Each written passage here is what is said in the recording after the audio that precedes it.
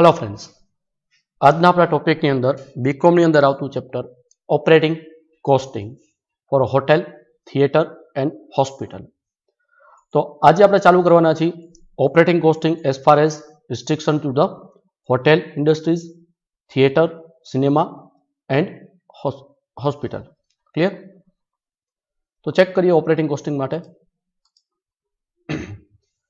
Operating costing learning point: introduction, definition, basic terms, analysis of expense relating to operating costing, hotel, theatre and hospital costing and practical questions. Introduction से start करिए। The various method of costing used in a different type of industries to add certain cost of their production according to their requirement. तो costing ની ઘણી બધી method છે કે જે industries wise એની requirement પ્રમાણે યુઝ થતી હોય છે.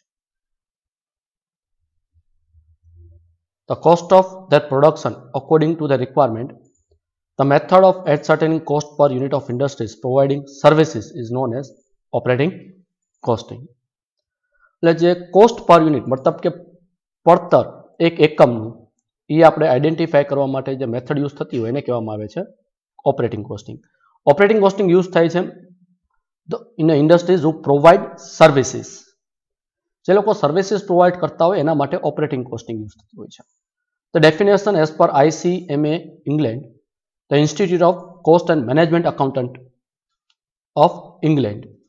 Operating cost is the cost of providing services. આપણે જે સર્વિસ પ્રોવાઇડ કરીએ છીએ એની જે કોસ્ટ લાગે that is known as operating cost. The simple meaning. Also the Mr. Weldon defined the operating costing as under: operating costing refers to the cost procedure which is used for determining the cost per unit of service rendered.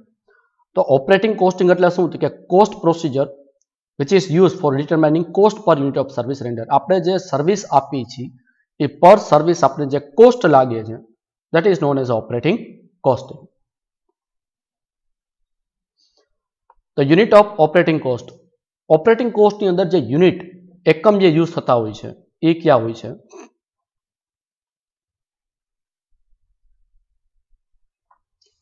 So unit of operating costing. In operating cost, unit cost is single in some cases and compound unit in other cases. The example of single unit, example in case of electric services, the unit of consumption is a unit. In case of water use per liter, liter is a unit. તો અહીંયા operating કોસ્ટની અંદર જે unit cost આવે છે કાં તો એ single unit હોય છે અથવા તો કમ્પાઉન્ડ યુનિટ હોય છે. જેમ કે ઇલેક્ટ્રિસિટીની અંદર electricity consumed per unit it is a single unit.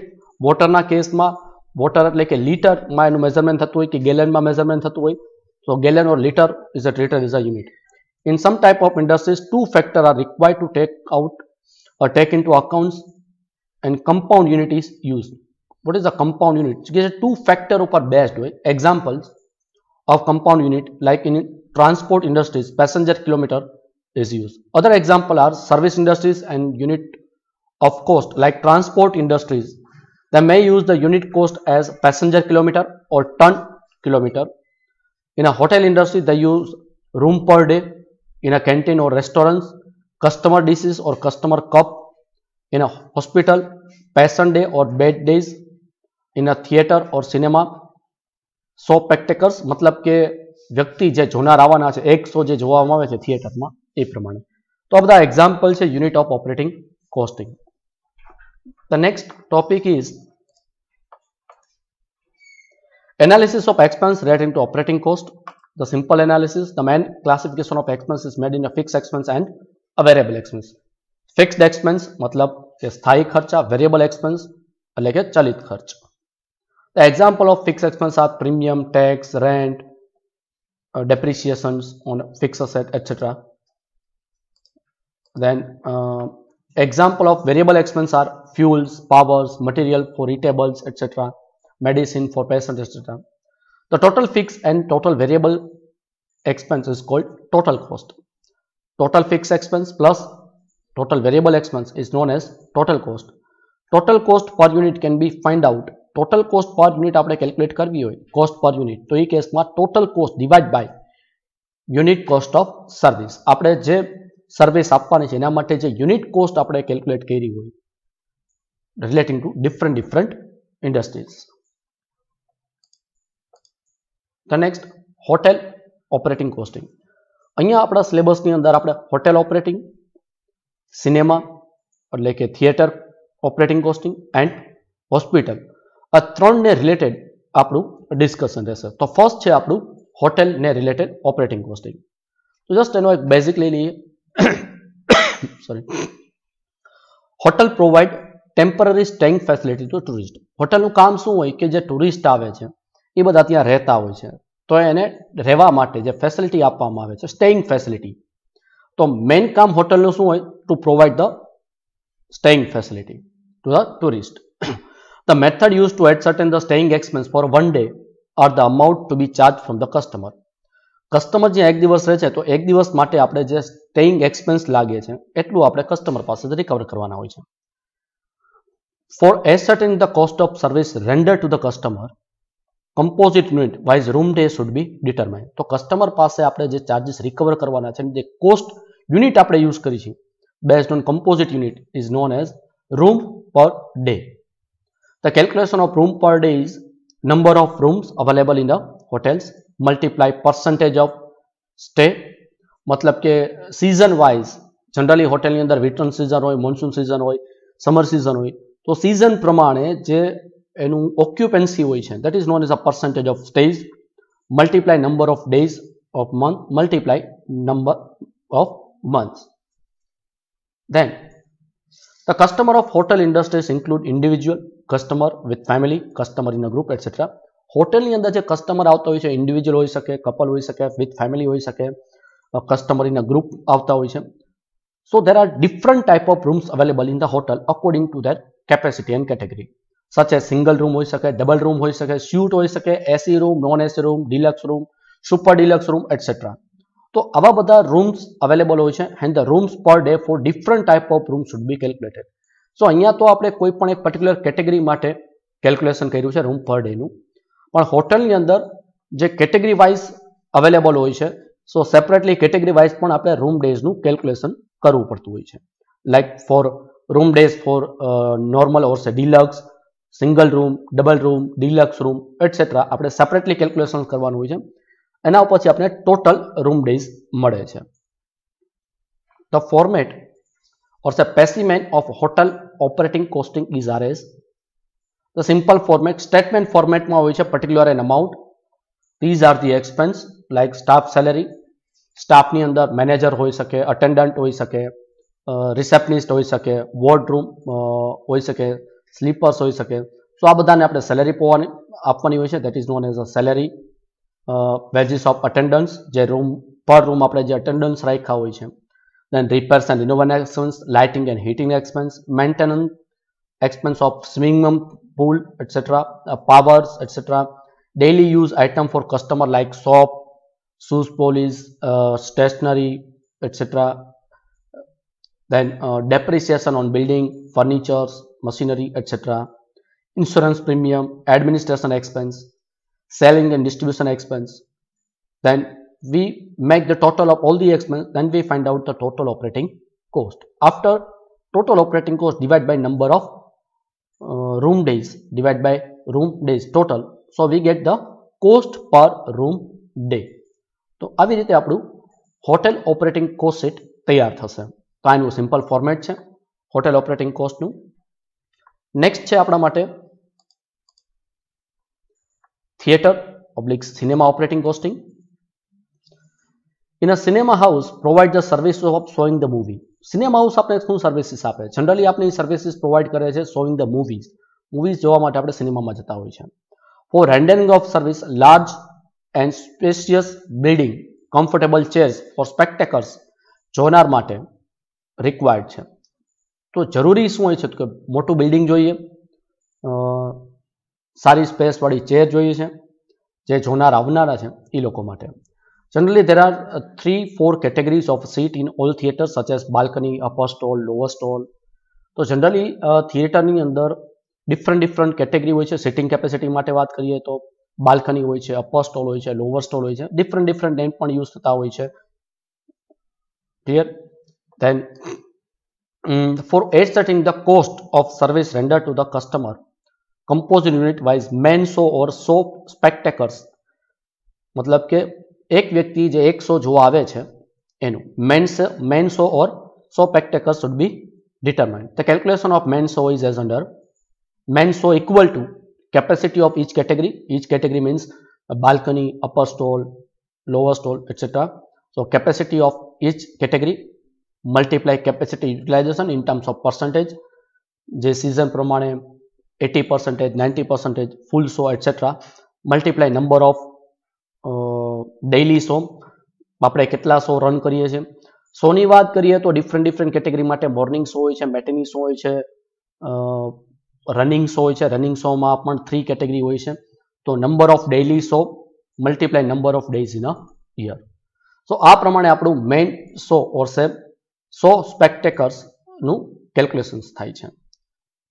The format of theater operating costing is the specimen of theater के cinema operating cost it is fixed expense like salaries, administration expense like electricity, rent,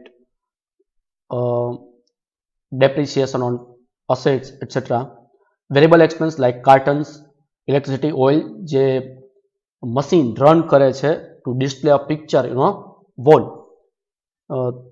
wall ઉપર જે picture display કરવામાં આવે છે એ એક machine through થતું હોય છે, તો એની અંદર ઓઇલ યુઝ થતું હોય છે. તો એ રેન્ટ ઓફ પ્રિન્ટ, જે મૂવી પ્રિન્ટ આપને મળતી હોય છે ડિજિટલ ફોર્મેટમાં કે વિડીયો પ્રિન્ટમાં, તો એનું આપણે જે રેન્ટ આપવાનું હોય છે કે એનું ચાર્જિસ થતો હોય છે તે પબ્લિસિટી એક્સપેન્સ પર show etcetera or other any variable expense. After adding fix cost plus variable cost we find the total operating cost. Total operating cost divided by total main show, then we get the cost per main show. This is the cost per main show. After adding the profit, we calculate the price per ticket per show. These are the specimen of theater cinema operating cost set. The next one is the hotel operating costing. Hospital or health center is related medical treatment and health services. Source of income for hospital is fees and charges recovered from the patient. Generally hospital માં income શું થતી હોય તો આપણે જે patient પાસેથી જે fees recover કરી છે કે ચાર્જીસ રિકવર કરી છે તે. In case of hospital run by trust, some trust may run the hospital. In that case, donation and government subsidy is also available as a income. તો હોસ્પિટલની મેઇન ઇન્કમ આપણે શું કહી શકીએ કે fees and charges recover from the patient, donations and government subsidy.